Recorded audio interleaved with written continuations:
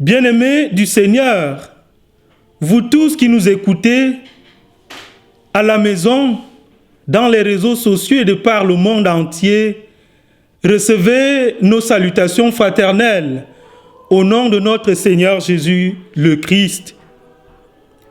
L'évangile de ce jour nous invite à méditer sur la justice divine.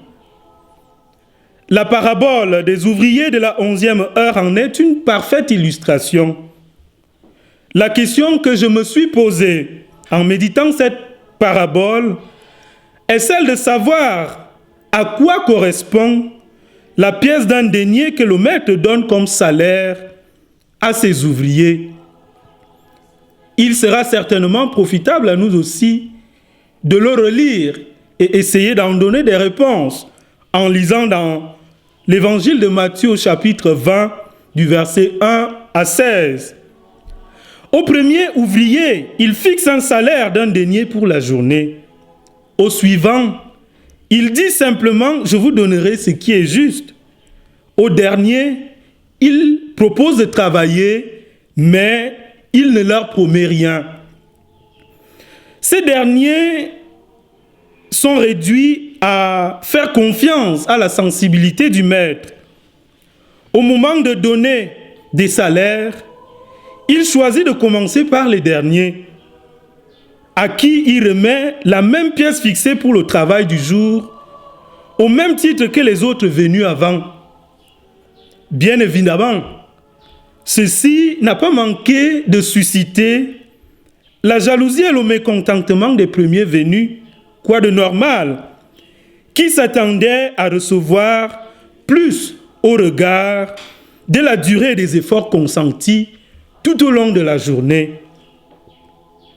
Frères et sœurs, nous sommes nombreux à penser que Dieu nous doit beaucoup pour nos mérites et pour la durée que nous avons passée à son service.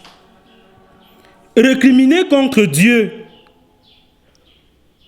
pour obtenir la grâce et la bonté, c'est méconnaître l'infinie miséricorde de Dieu qui aime tous ses enfants du même amour.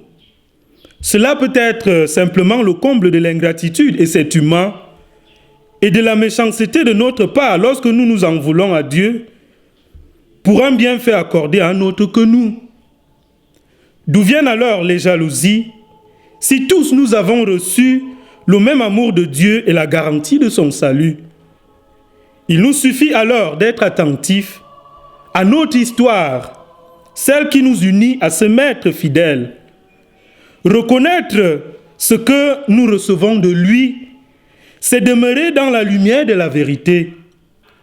Le recevoir avec joie, c'est le bonheur suprême. Le vouloir pour soi et pour tous les hommes, c'est la charité. Demandons donc en ce jour, bien-aimés du Seigneur, d'entrer, ou du moins d'entendre l'appel du Seigneur à travailler à sa vigne. Réjouissons-nous pour pouvoir commencer tôt, ou pour nous qui avons commencé tôt, à servir le Seigneur. Remercions-le de pouvoir y travailler longtemps et désirons que beaucoup nous rejoignent dans ce travail exaltant et même à la dernière minute, car tout cela, nous les aurons comme des compagnons de béatitude. Loué soit Jésus-Christ.